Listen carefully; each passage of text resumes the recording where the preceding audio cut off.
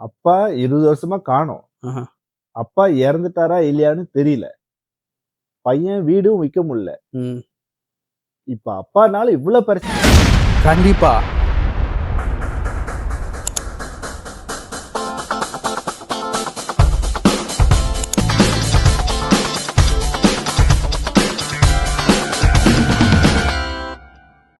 Hi வணக்கம், நான் உங்க ரேசன். நான் உங்க கதிர். நம்ம இன்னைக்கு டிரைவிங் எம்பையர்ல இருந்து ஒரு ப்ராப்பர்ட்டி டாக்ஸ் வந்து பேசுறதுக்கு வந்திருக்கோம். ஓகே, இதான் நம்மளோட ஃபர்ஸ்ட் எபிசோட். இதான் நீங்க வந்து முதல் தடவையா இந்த வீடியோ பாக்குறீங்கன்னா கண்டிப்பா சப்ஸ்கிரைப் பண்ணீங்க. ஏன்னா நம்ம கண்டினியூஸா அடுத்தடுத்த வீடியோஸ் வந்து நம்ம பதிவு போட்டுட்டே இருப்போம். ஸோ தாராளமா நீங்க வந்து சப்ஸ்கிரைப் பண்ணிக்கலாம். எங்க வீடியோ தரமா இருக்கும், நம்பி வாங்க. ஓகே, ஸோ எல்லாருக்கும் வணக்கம். ஸோ இது வந்து என்னன்னா நம்மளோட ஃபர்ஸ்ட் எபிசோட். ஓகே, ஸோ என்ன ரீசன் நம்ம இது செய்கிறோன்னா we want to give knowledge. கண்டிப்பா மக்களுக்கு வந்து நம்மளால முடிஞ்ச விளக்கம் இன்ஃபர்மேஷன் வந்து கொடுக்கறதுக்கு தான். ப்ராப்பர்ட்டி சம்மந்தமா. ஆமா. அவங்க ப்ராப்பர்ட்டி வாங்குறதும் சரி, ப்ராப்பர்ட்டி வச்சுக்கிறதும் சரி, மேனேஜ் பண்றதும் சரி, இல்ல அதை வந்து பேர் மாத்துறது, இது எல்லாத்த பத்தியும் இன்ட்ரெஸ்டிங்கான விஷயம், உண்மைகளை வந்து நம்ம அவங்களுக்கு தெளிவுபடுத்த போறோம். ஆமா. ஆனா ஜேகே நம்ம அது முன்னுக்கு நம்மள அறிமுகப்படுத்திக்குவோம். ஓகே, ஸோ ஜேகே வந்து நம்ம ஜிப்ளெக்ஸ்ல வந்து ஒரு ப்ராப்பர்ட்டி கான்சல்டன்ட். அவர் வந்து லா சம்பந்தப்பட்ட விஷயத்தையும் இல்ல வீடு விற்கிறது வாங்குறது இதை பத்தி வந்து அவர் ஆலோசனை எல்லாம் வந்து நிறைய கொடுப்பாரு.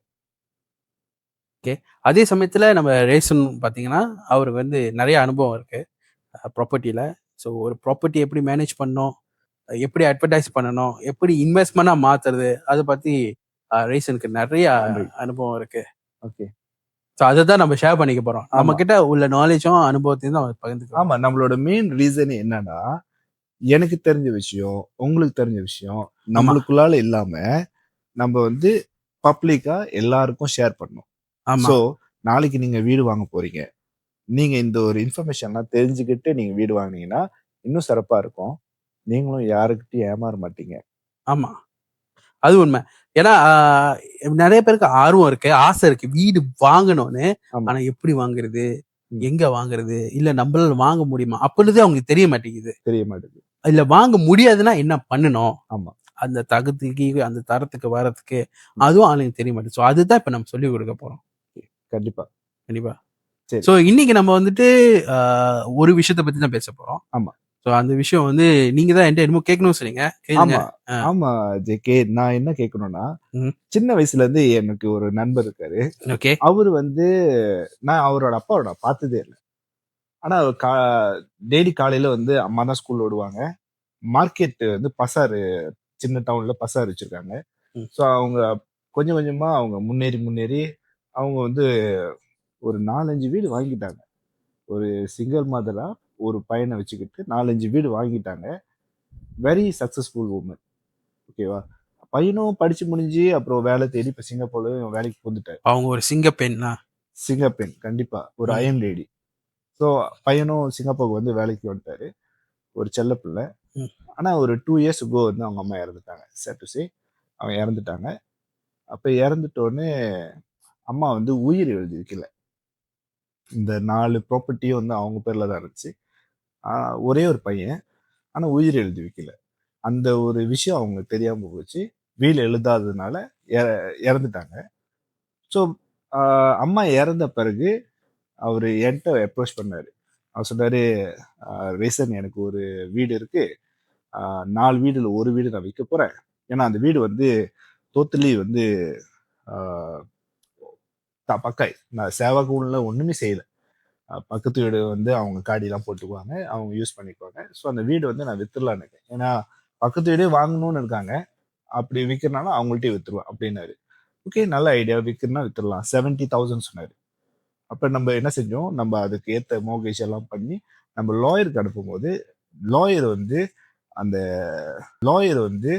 அந்த டாக்குமெண்ட் எல்லாம் செக் பண்ணும்போது அதுல ஒண்ணு என்ன கண்டுபிடிச்சாங்கன்னா, அம்மா வந்து வீடு எழுதாதனால அந்த வீடு வந்து ப்ராப்பர்ட்டி வந்து பையனுக்கும் சொந்தம், அப்பாவுக்கும் சொந்தம். அப்பா காணோம். சின்ன வயசுல இருந்து ஒரு 20-25 வருஷமா அப்பா காணோம். அதனால அப்பா காணும்னு சொல்லிட்டு அந்த வீடு வந்து ஸ்டில் அப்பா அப்பா அந்த உயிர் வந்து அந்த வீடு சொத்து வந்து அப்பாவுக்கும் இருக்கு, பையனுக்கும் இருக்கு. இப்ப இந்த வீடு வந்து அவர் விக்கணும்னா என்ன ஒரு சிச்சுவேஷன், இந்த சிச்சுவேஷன்ல என்ன செய்யலாம்? ஓகே. இது நீங்க சொல்றது வந்துட்டு ரொம்ப ஒரு காமனான ஒரு விஷயம். இது நம்ம common. நம்ம சமூகத்துல இது ஒரு காமனான விஷயம். ம். மலேசியால. ம். ஓகே. எப்படின்னா இந்தியா மாதிரி கிடையாது. நம்ம ஓகே. இப்ப அப்பா இறந்துட்டா சொத்து வாங்குறது மகனுக்கு தான் அப்படின்றது வந்து இந்தியால உள்ளது. ம்ஹும். ஸோ நம்ம ஊர்ல அப்படி கிடையாது. நம்மளுக்கு வந்து டிஸ்ட்ரிபியூஷன் ஆக்ட்னு சொல்லிட்டு லா இருக்கு. ஓகே. ஒண்ணு நீங்க உயில் எழுதியிருக்கணும். ம்.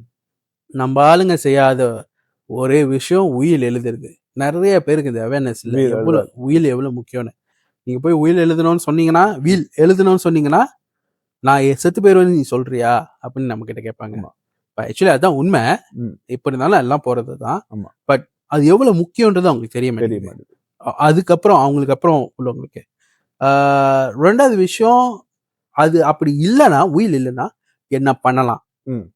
கோர்ட்டுக்கு போயிட்டு லெட்டர் ஆஃப் அட்மினிஸ்ட்ரேஷன் எடுக்கணும், ம். ஒரு ஆர்டர். அது எடுத்துட்டு and then you have to get another order to transfer the name. ஆ. ஸோ இதை வந்து அவர் செஞ்சிருக்கணும். ம்.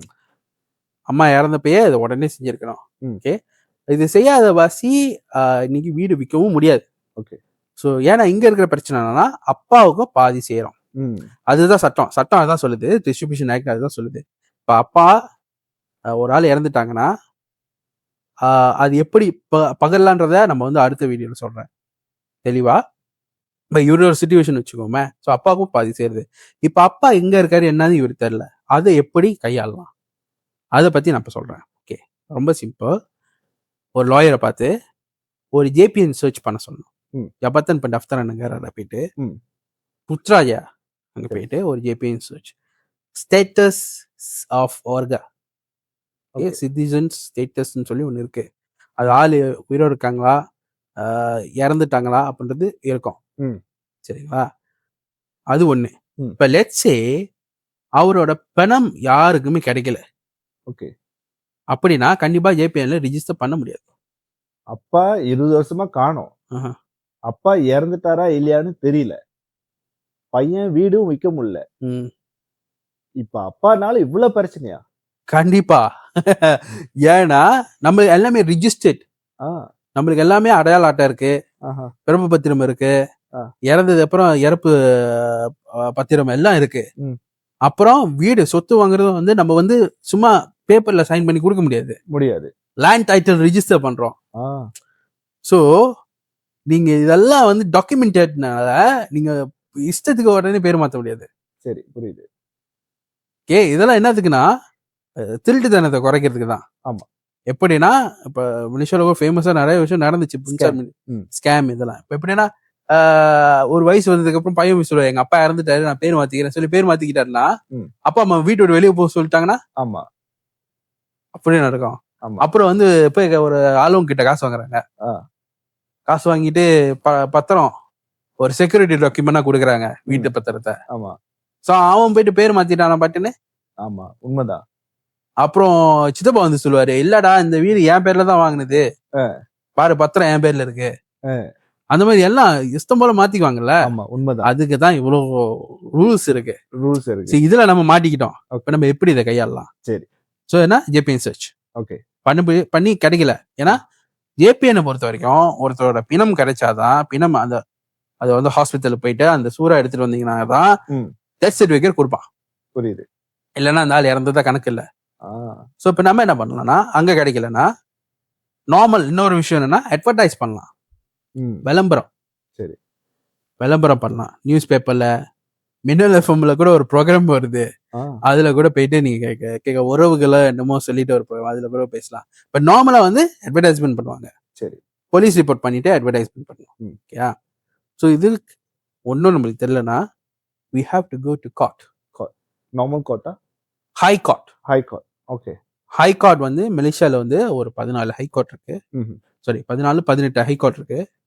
அந்த ஒரு ஹை கோர்ட் அவங்க அந்த மாநிலத்தில் இருக்காங்க, அந்த மாநிலத்தில் கிட்டத்தில் உள்ள ஹை கோர்ட்டுக்கு போய் ஒரு ஆர்டர் எடுக்கணும். ஓகே.